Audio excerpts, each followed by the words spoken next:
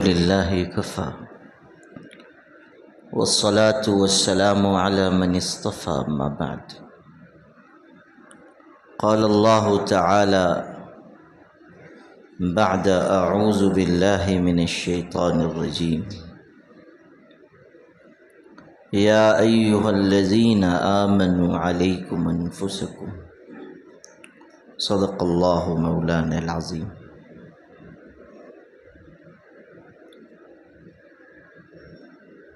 سقراط نام کا ایک بہت بڑا حکیم گزرا ہے. اس کو فن حکمت اور علاج میں بہت مہارت حاصل تھی. اس سے ایک مرتبہ کسی نے پوچھا کہ دنیا کی سب سے خطرناک بیماری کون سی ہے؟ پوچھنے والے کے ذہن میں یہ تھا کہ یہ کسی بیماری کا نام بتائیں گے، جیسے آج کل لوگ کہتے ہیں کینسر مہلک بیماری ہے.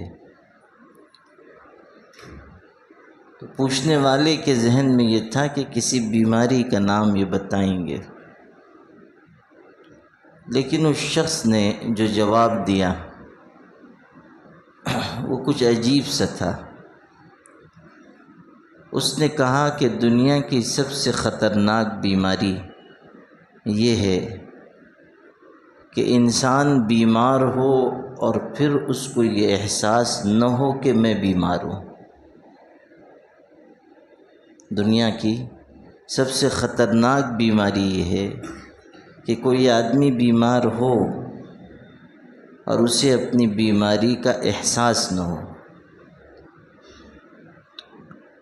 اگر کوئی چھوٹی بیماری بھی انسان کو ہے اور وہ فکر مند نہیں ہوتا یا اس کو محسوس نہیں ہوتا کہ میں بیمار ہوں، وہ چھوٹی بیماری بھی آہستہ آہستہ خطرناک بیماری کی شکل اختیار کر لے گی، جس کا نتیجہ یہ نکلے گا کہ اس کی جان خطرے میں پڑ جائے گی. آپ دیکھیں گے کہ ظاہری اور جسمانی بیماریوں کے سلسلے میں تو لوگ فکر مند ہوتے ہیں. ذرا کوئی تکلیف ہوئی دواخانوں کے چکر لگاتے ہیں، ڈاکٹروں سے رابطہ کرتے ہیں. خدا نخواستہ کوئی بڑی بیماری ہو گئی دوسرے شہر جاتے ہیں، علاج کراتے ہیں. کیوں؟ اس لیے کہ ان کو یہ احساس ہے کہ اگر ہم نے بیماری کا علاج نہ کرایا تو ہماری جان جا سکتی ہے. جان کو قیمتی سمجھتے ہیں، تب اپنے علاج کی فکر کرتے ہیں، پیسے بھی خرچ کرتے ہیں، بلکہ ڈاکٹر سے کہتے ہیں کہ چاہے جتنا پیسہ لگے میں لگاؤں گا، لیکن میری بیماری اچھی ہو جائے، میرا دکھ درد دور ہو جائے. اور اللہ معاف کرے، بعض ڈاکٹر بھی ایسے ہوتے ہیں جو اسی کمزوری کا فائدہ اٹھاتے ہیں. ہمارے والد رحمۃ اللہ علیہ نے ایک دفعہ سنایا کہ کوئی بہت بڑے ڈاکٹر صاحب تھے، ان سے کسی نے انٹرویو لیا تو کہا کہ آپ اتنے عرصے سے علاج کر رہے ہیں، کبھی آپ سے کوئی غلطی بھی ہوئی؟ تو انہوں نے کہا کہ ہاں، ایک دفعہ بہت بڑی غلطی ہوئی. میرے ہاسپٹل میں ایک آدمی آیا، حلیے سے بہت غریب معلوم ہو رہا تھا، کپڑے بھی ذرا ٹھیک ٹھاک نہیں تھے. میں نے سمجھا کوئی بہت غریب مفلس ہے، اس کو معمولی دوا دے کے جھٹ سے رخصت کر دیا. اگلے دن اخبار میں چھپا کہ وہ ارب پتی آدمی تھا، بس زندگی کی یہی بہت بڑی غلطی ہوئی. اللہ معاف کرے کہ بہت بڑی چوک ہو گئی کہ اس کو معمولی سمجھ کے میں نے بہت جلد رخصت کر دیا.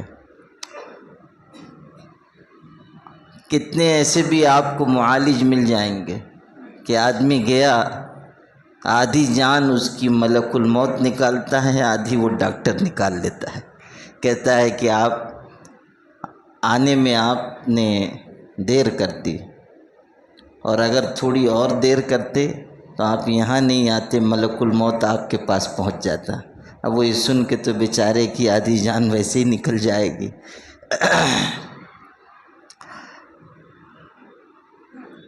کہہ یہ رہا تھا کہ آدمی جب جسمانی اعتبار سے بیمار ہو رہا ہے تو اس کی تو اس کو فکر ہے، پیسہ بھی خرچ کر رہا ہے، محنت بھی کر رہا ہے، پرہیز بھی کر رہا ہے۔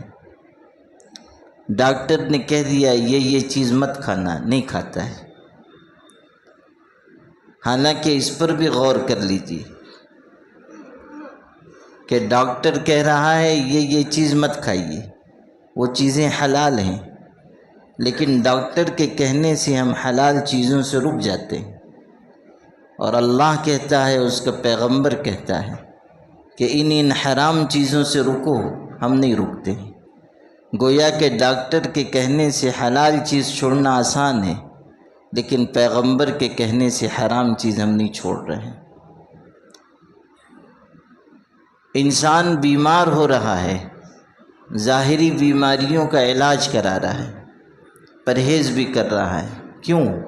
اس لیے کہ اس کے ذہن میں یہ بات ہے کہ جان بہت قیمتی ہے، جان چلی گئی تو جہان چلا گیا۔ اب غور کیجیے کہ ظاہری اور جسمانی بیماریوں کے لیے تو ہم فکر مند ہیں، لیکن ہمارے اندر جو روحانی بیماریاں ہیں، ہمارے اندر جو روحانی کمیاں اور خامیاں ہیں، ہمارے دل کی جو امراض ہیں، ان کے بارے میں ہم کتنے فکر مند ہیں؟ یہ تو ذہن میں ہے کہ ظاہری بیماری کا علاج نہیں کرائیں گے تو جان چلی جائے گی، اور جان بڑی قیمتی ہے، لیکن یہ کیوں نہیں سوچتے کہ اگر روحانی بیماریوں کا علاج نہیں کرائیں گے تو ہمارا ایمان چلا جائے گا، جو جان سے زیادہ قیمتی ہے۔ 100 جانیں 1000 جانیں بھی ہوں، ایمان کے مقابلے میں کیا حیثیت رکھتی ہیں؟ جان تو آنی جانی شے ہے، ایمان اصل چیز ہے، اور اگر انسان اپنی روح کا، اپنے دل کی بیماریوں کا علاج نہ کرائے، اس کے ایمان پر زد پڑ سکتی ہے۔ ہمارے دلوں میں بیماریاں آ جاتی ہیں، بغض رکھ رہے ہیں، حسد کر رہے ہیں، کینہ کپٹ ہے، دل میں دوسروں کے بارے میں برے جذبات ہیں۔ کوئی ترقی کرے، ہم کو تکلیف ہو رہی ہے، کوئی آگے بڑھے، ہم پریشان ہو رہے ہیں۔ ہمارا دل اس طرح کا نہیں ہے جو ہونا چاہیے۔ قرآن میں آیا فی قلوبہم مرض فزادہم اللہ مرضا، ان کے دلوں میں بیماری ہے، اللہ نے بیماری کو اور بڑھا دیا۔ یہ منافقوں کے ذکر میں آیا ہے، ان کے دل میں بیماری ہے، منافقت، ایمان کی کمزوری، ان کے دلوں میں روگ ہے۔ شاہ عبد القادر صاحب نے ترجمہ کیا ہے، ان کے دلوں میں روگ ہے، اللہ نے ان کے روگ کو اور بڑھا دیا۔ بیماری کے لفظ میں وہ بات نہیں ہے جو روگ میں ہے، روگی لوگ ہیں، یہ دلوں میں روگ چھپائے ہوئے ہیں، ان کے دل پاک نہیں ہیں، ان کے دل صاف نہیں ہیں، ان کے دلوں کے اندر اللہ اور اس کے رسول کی محبت نہیں ہے، ان کے دلوں میں اپنے بھائیوں کی محبت نہیں ہے، اپنے بھائیوں، ایمان والے بھائیوں سے تعلق نہیں ہے۔ غور کیجیے کہ یہی سب بیماریاں بڑھتے بڑھتے خدا نخواستہ ایمان کے خاتمے تک لے جا سکتی ہیں۔ حدیث میں آیا ہے کہ جب انسان گناہ کرتا ہے، ایک کالا نقطہ اس کے دل پہ لگا دیا جاتا ہے، اگر وہ توبہ کر لے وہ مٹا دیا جاتا ہے، اگر توبہ نہ کرے وہ پھیلتا چلا جاتا ہے، یہاں تک کہ پورا دل کالا ہو جاتا ہے۔ جب دل سیاہ ہو جائے پھر کوئی چیز اس دل پر اثر نہیں کرتی۔ جب دل کالا ہو جائے تو اس دل کے اندر اللہ کی محبت قائم نہیں رہتی، ایمان کے اجالے اس دل میں کیسے رہیں گے؟ جہاں جو معصیت اور جو غفلت کی وجہ سے بالکل تاریک اور سیاہ ہو جائے۔ کچھ گناہ ایسے ہیں کہ ایمان انسان کے دل سے نکل جاتا ہے، حدیث میں آیا کہ بدکاری کرنے والا جب بدکاری کرتا ہے اس وقت وہ مومن نہیں ہوتا، چوری کرنے والا جب چوری کرتا ہے اس وقت وہ مومن نہیں ہوتا۔ یہاں تک کہا کہ بدکار انسان جب بدکاری کرتا ہے اس کا ایمان اس کے دل سے نکل جاتا ہے، چھتری کی طرح اس کے اوپر معلق ہو جاتا ہے، حدیث ہے یہ، چھتری کی طرح معلق ہو جاتا ہے۔ جب وہ اس برے عمل سے فارغ ہو تو وہ ایمان واپس آتا ہے۔ غور کیجئے، اگر انسان برے عمل کے دوران مر گیا یا اللہ نے اس کے اس برے عمل کی وجہ سے فیصلہ کر لیا کہ اس کو ایمان سے محروم کر دینا ہے، انسان کیا کر سکتا ہے؟ مولانا محمد زکریا صاحب رحمۃ اللہ علیہ نے فضائل اعمال میں لکھا ہے کہ دنیا کے بہت سے لوگ ایسے ہیں جن کا نام سرکاری دفتروں میں مسلمانوں کے خانے میں درج ہے، لیکن اللہ کی فہرست میں وہ کافروں کے خانے میں لکھے ہوئے ہیں۔ یعنی بظاہر تو وہ مومن ہیں، لیکن کب ایمان ان کا چھن جائے گا کوئی نہیں کہہ سکتا، کس کا خاتمہ ایمان پر ہوگا کوئی نہیں کہہ سکتا۔ کوئی یہ نہ سوچے کہ میں تو مومن ہوں، مومن ہی مروں گا۔ اللہ تعالیٰ کا یہ اللہ کا فیصلہ ہے، یہ اللہ کا فیصلہ ہے کہ کس کو ایمان کی حالت میں موت آئے گی، کون کفر پر مرے گا۔ کہتے ہیں کہ دو عالم تھے آپس میں بھائی اور علم بھی اچھا، لوگوں کو واعظ نصیحت بھی کرتے تھے۔ ایک ان میں سے اللہ سے خوب ڈرتا تھا، بار بار دعا مانگتا، ربنا لا تزغ قلوبنا بعد اذ ہدیتنا وہب لنا من لدنک رحمۃ، اللہ ہدایت کے بعد میرے دل کو گمراہ مت کرنا، ہدایت کے بعد میرے دل کو گمراہ نہ کرنا، ربنا لا تزغ قلوبنا بعد اذ ہدیتنا، بار بار دعا مانگتا تھا۔ ایک دن اس کے بڑے بھائی نے سنا، اس کے اندر کچھ غرور تھا، کبر اور فخر تھا۔ اس نے کہا کیا بار بار یہ دعا مانگتے ہو؟ مومن ہو، عالم ہو، لوگوں کو واعظ نصیحت کرتے ہو، بار بار کیوں یہی دعا مانگتے ہو؟ مت مانگا کرو۔ اس نے کہا کہ نہیں ایسا نہ کہیں، لیکن اس کے اندر چونکہ غرور تھا وہ اپنی بات پہ قائم رہا، اور اس کا نتیجہ یہ نکلا کہ جب اس کی موت کا وقت آیا، عالم ہے، لوگوں کو زندگی بھر نصیحت کرتا رہا، لیکن جب اس کی موت کا وقت آیا تو اس نے اپنے بچوں سے، اپنی اولاد سے جو ارد گرد کھڑے تھے کہا قرآن مجید لاؤ۔ انہوں نے سمجھا کہ آخر وقت ہے، والد قرآن پڑھیں گے، اس پر انتقال ہوگا، اس لیے منگوا رہے ہیں۔ لیکن اس شخص نے قرآن منگوایا، ہاتھ میں لیا، پھر اس کو زمین پر پٹخ دیا اور کہا کہ آج تک میں اس کو مانتا تھا، آج گواہ رہو کہ میں اس کا انکار کرتا ہوں، اور اسی پر اس کی موت ہو گئی، اسی پر اس کا خاتمہ ہو گیا۔ آپ اندازہ کیجئے کہ ایک شخص جو علم والا بھی ہے، جو لوگوں کو نصیحت بھی کر رہا ہے، آخر وقت میں ایمان سلب کر لیا گیا، ایمان چھین لیا گیا، اور یہ تو ظاہر ہو گیا۔ کتنے لوگ ایسے ہیں جو مرتے ہیں ہم کو پتہ بھی نہیں، ہم ان کے جنازے کی نماز بھی پڑھیں، ہم ان کو قبر میں بھی ڈالیں، ہم ان کے مغفرت کی دعا بھی کریں، لیکن ہم نہیں کہہ سکتے کہ خاتمہ ایمان پر ہوا ہے یا نہیں۔ یاد رکھیے، اگر آج ہم اپنی اصلاح کی فکر نہ کریں، گناہوں میں ڈوبے رہیں، معصیت کے راستے پہ چلتے رہیں، ڈرنا چاہیے کہیں ایمان نہ چھن جائے، کہیں اللہ تعالیٰ ایمان کے اجالے کو کفر کے اندھیرے سے تبدیل نہ کر دے۔ فتنوں کا دور ہے، ایسے خطرناک فتنے ابھر کر آ رہے ہیں کہ کسی وقت انسان کسی فتنے کا شکار ہو جائے، ذہن و فکر پہ، دل پہ پردہ پڑ جائے۔ حضور صلی اللہ علیہ وسلم نے فرمایا تھا ایسے خطرناک فتنے آئیں گے، اندھیری رات کے ٹکڑوں کی طرح ہوں گے۔ انسان صبح مومن ہوگا، شام کو کافر ہو جائے گا، شام کو مومن ہوگا، صبح کافر ہو جائے گا۔ وہ خطرناک فتنے آج ہم دیکھ رہے ہیں، کیسے کیسے فتنے ہیں۔ انسان کی نگاہ ذرا چوکی نہیں کہ وہ خطرے میں پڑ گیا، انسان ذرا غافل نہ ہوا کہ کسی ایمان کے ڈاکو نے اس کا ایمان چھین لیا۔ قدم قدم پہ فتنے ہیں، اور فتنے دنیا کے مختلف کونوں میں بھی ہوں تو آج نئے آلات کے ذریعے آپ کے گھروں کے دروازوں پہ دستک دے رہے ہیں۔ ایک آدمی دنیا کے آخری کونے میں بیٹھا ہوا ہے، وہ اپنی گمراہ فکر کو موبائل کے ذریعے، انٹرنیٹ کے ذریعے دنیا میں عام کرتا ہے۔ ہزاروں لوگ اس کو سنتے ہیں اور اس کے فتنے سے متاثر ہو جاتے ہیں۔ آپ دیکھیے کہ دنیا جو سمٹ گئی ہے تو فتنے بھی جو کل آنے تھے وہ آ جا رہے ہیں، جو مشرق مغرب کے آخری کونوں پر تھے وہ بھی آپ کے گھروں کے دروازوں تک پہنچ چکے ہیں۔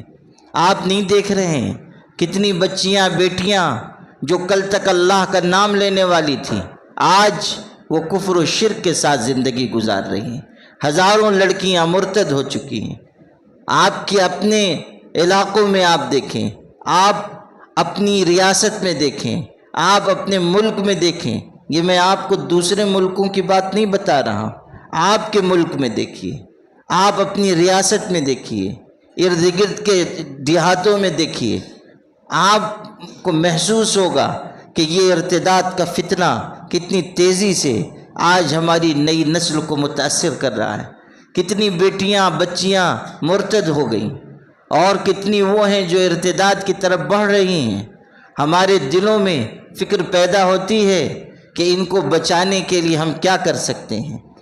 آج اگر ماں باپ نے توجہ دی ہوتی، تربیت میں غفلت نہ برتی ہوتی تو یہ صورتحال نہ پیدا ہوتی۔ ہم نے اپنے آپ پہ بھی توجہ نہ دی کہ ہم کن روحانی بیماریوں میں مبتلا ہیں، اولاد کی بھی فکر نہ کی کہ وہ کن چیزوں پر غور کر رہی ہیں، کن راستوں کو اپنا رہی ہیں۔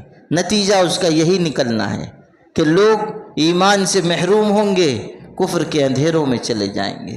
لوگ یقین کی روشنی سے محروم ہوں گے، شرک کی نجاستوں کو اختیار کر لیں گے۔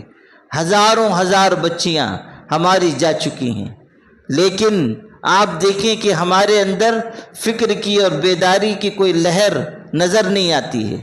پوچھئے ان ماں باپ سے، ان خاندانوں سے، ان کنبے کے افراد سے جن کے ہاں اس طرح کے حادثات پیش آئے ہیں کہ ایک واقعے کی وجہ سے پورا خاندان کس طرح متاثر ہوتا ہے، کتنی مشکلات پیش آتی ہیں، کیسی دشواریاں کھڑی ہو جاتی ہیں، سماج اور معاشرے میں رہنا اور جینا مشکل ہو جاتا ہے۔ کوئی یہ آسان بات نہیں ہے، کوئی معمولی چیز نہیں ہے۔ کہنے کا حاصل یہ ہے کہ فتنے چاروں طرف سے یلغار کر رہے ہیں، داخلی خارجی ہر طرح کے فتنے ہیں، اندرون بیرون ہر طرح کے فتنے ہیں، دور دور بیٹھ کے جو لوگ گمراہی پھیلا رہے ہیں ان کے بھی فتنے ہیں، ہمارے ارد گرد بھی گمراہی کی دعوت دینے والے لوگ ہیں، اور یہ سب کے سب باطل کی محنت کرنے والے اپنی تمام تر منصوبہ بندی، محنت اور کوشش کے ساتھ اپنی جد و جہد میں اپنی کارروائی میں لگے ہوئے ہیں۔ سوال یہ ہے کہ ہم آپ کیا کر رہے ہیں؟ ہمارے اندر کتنی بیداری ہے، ہمارے اندر کتنی سمجھداری ہے، ہمارے اندر باطل کی الغار کو روکنے کے لیے کتنی جستجو اور طلب ہے، ہم کیا کر رہے ہیں؟ یہ سوالیہ نشان ہے۔ اور لوگوں پر محنت سے پہلے یہ غور کیجئے کہ ہم اپنی ذات پر کتنی محنت کر رہے ہیں۔ یا ایھا الذین آمنوا علیکم انفسکم، کہا اے ایمان والو اپنی اصلاح کی فکر کرو، اپنے آپ کو سنوارو، اپنے دل کو پاکیزہ بناؤ، اپنے اندر سے روحانی بیماریاں نکالو، غور کرو کہ کیا تم اس راستے پر ہو جس راستے پر تمہیں ہونا چاہیے۔ طاعت اور عبادت کا وہ معمول تمہارا ہے جو اللہ کی مرضی ہے، معصیت اور گناہ سے اس طرح بچتے ہو جو اللہ تعالیٰ کی پسند ہے، اس پر غور کرنا ہے۔ علیکم انفسکم، اپنی اصلاح کی فکر کرو۔ انسان کی شخصیت وہ نہیں ہے جو محفلوں اور مجلسوں میں لوگوں کو نظر آتی ہے، انسان کی شخصیت وہ ہے جو تنہائیوں میں اللہ کو نظر آتی ہے۔ آپ جمعہ کے دن صاف ستھرے ہو کر مسجد آتے ہیں، اچھے کپڑے پہنتے ہیں، غسل کرتے ہیں، کوئی تقریب ہو تب بھی ہم اچھی طرح تیار ہو کے جا رہے ہیں، لوگوں میں جانا ہے، ہم اپنے چہرے کو، اپنے بدن کو صاف کر رہے ہیں۔ چہرہ وہ ہے جو لوگ دیکھتے ہیں، دل وہ ہے جسے پروردگار عالم دیکھتا ہے، وہ چہرہ جسے خلق خدا دیکھنے والی ہے اسے تو آپ سنوار رہے ہیں، لیکن وہ دل جسے اللہ دیکھتا ہے اس کے سنوارنے کی آپ کو کتنی فکر ہے؟ کہا ان اللہ لا ينظر الى صورکم ولا الى اجسادکم، حدیث ہے، کہا اللہ تمہاری شکلوں کو، تمہارے جسموں کو نہیں دیکھتا، ولیکن ينظر الى قلوبکم واعمالکم، اللہ تمہارے دلوں کو، تمہارے عمل کو دیکھتا ہے، تمہاری شکلیں اللہ نہیں دیکھ رہا ہے، تم کیسے نظر آتے ہو اس پر خدا کی نگاہ نہیں ہے، تم کیسے کپڑے پہنتے ہو یہ اللہ تعالیٰ کی ہاں ترجیح کی چیز نہیں ہے، تم عمل کیسا کرتے ہو، تمہارا دل کیسا ہے، تمہارے دل میں خلق خدا کے لیے شفقت اور محبت ہے یا نہیں، تمہارے دل میں خدا کی خشیت ہے یا نہیں، تم اللہ سے ڈرتے ہو یا نہیں، خدا کے خوف کی وجہ سے گناہ چھوڑتے ہو یا نہیں، خدا یہ دیکھتا ہے۔ چہرہ تو تم سنوار رہے ہو، دل کب سنوارو گے؟ جسم تو تم سنوار رہے ہو، روح کو کب سنوارو گے؟ ہر وقت کے کھانے کی فکر تو ہے تاکہ جسم مضبوط رہے، لیکن اچھے عمل کی طرف کب متوجہ ہوگے؟ جس سے روح مضبوط ہوتی ہے۔ انسان کا اگر بدن مضبوط ہے، جسم مضبوط ہے، مگر روح کمزور ہے، یہ انسان کام کا نہیں ہے۔ کوئی پہلوان بھی ہے اور اس کا دل بیمار ہے، اللہ کی نگاہ میں اس کی کوئی اہمیت نہیں۔ حدیث میں آیا قیامت کے دن، حدیث شریف ہے، قیامت کے دن ایک آدمی کو لایا جائے گا، ہٹا کٹا مضبوط پہلوان ہوگا، اس کو ترازو میں رکھا جائے گا، عمل کے ترازو میں اس کو تولا جائے گا۔ حضور صلی اللہ علیہ وسلم فرما رہے ہیں مچھر کے پر کے برابر بھی اس کا وزن نہیں نکلے گا، مچھر کے پر کے برابر وزن نہیں نکلے گا۔ اونچا ہٹا کٹا پہلوان ہے، جسم مضبوط اور توانا ہے، لیکن جب عمل کے ترازو میں، جب میزان میں تولا جائے گا، رتی برابر اس کا وزن نہیں نکلے گا، مچھر کے پر کے برابر وزن نہیں نکلے گا۔ کیوں؟ اس لیے کہ جسم مضبوط ہے، روح کمزور ہے، عمل اچھا نہیں ہے، اخلاق اچھے نہیں ہیں، ایمان یقین مضبوط نہیں ہے، اس لیے بے وزن ہو جائے گا۔ لا نقیم لہم یوم القیامت وزنا، قرآن میں آیا کہ ایسے لوگوں کا اللہ قیامت کے دن کوئی وزن قائم ہی نہیں کرے گا، بے وزن لوگ ہوں گے، بے حیثیت لوگ ہوں گے۔ یاد رکھنا اللہ کی نگاہ میں اپنی دولت کی وجہ سے کوئی اونچا مقام نہیں پا سکتا، اپنی عزت کی وجہ سے کوئی حیثیت نہیں پا سکتا، اپنی شہرت کی وجہ سے کوئی درجہ نہیں پا سکتا، اپنے جاہ و حشم و خدم، اپنے بنگلوں اور اپنی کاروں کی وجہ سے کوئی معزز نہیں ہو سکتا۔ کہا گیا ان اکرمکم عند اللہ اتقاکم، تم میں اللہ کی نگاہ میں باعزت وہ ہے جو اللہ سے سب سے زیادہ ڈرنے والا ہے۔ خشیت دیکھی جائے گی، تقوی دیکھا جائے گا، دل کی کیفیت دیکھی جائے گی، تمہارا عمل دیکھا جائے گا۔ یہ نہیں کہ کتنے لوگ تمہارے آگے پیچھے چلتے تھے، تمہارا بینک بیلنس کیا تھا، دنیا میں تمہارا اسٹیٹس کیا تھا، تمہارا معیار کیا تھا۔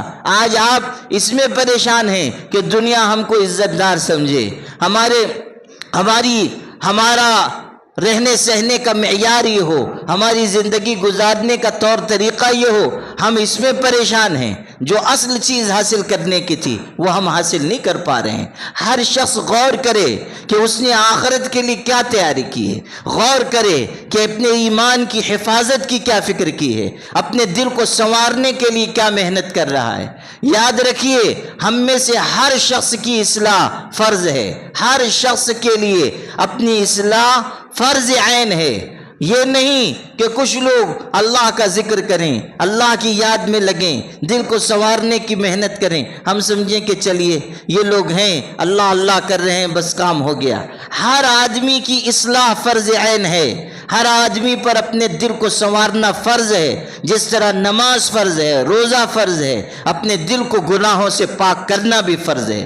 اس لیے ہم میں سے ہر شخص کی یہ ذمہ داری ہے کہ وہ اللہ کی یاد میں لگے، وہ اللہ والوں سے تعلق قائم کرے، اللہ کے نیک بندوں سے اپنی اصلاح کرائے۔ عام طریقے پر اپنے عیب اور خامی کا احساس انسان کو خود نہیں ہو پاتا، اس لیے یہ ترتیب رکھی گئی ہے کہ کسی اللہ والے سے بیعت ہوں، اللہ والے سے تعلق قائم کریں، ان سے ذکر سیکھیں، ان سے اپنی اصلاح کرائیں۔ یاد رکھیے زندگی رک کر آپ کا انتظار نہیں کرے گی، قبر آپ کا انتظار کر رہی ہے، ہر گزرنے والا دن گزر گیا، لوٹ کر آنے والا نہیں۔ بکر مزنی رحمت اللہ علیہ ایک بزرگ گزرے ہیں، کہتے تھے ہر وہ دن جو گزر جاتا ہے، ہر وہ دن جو آتا ہے، وہ انسان سے کہتا ہے اے ابن آدم میری قدر کر اور نیک عمل کر، میں چلا جاؤں گا تو واپس لوٹ کر نہیں آؤں گا۔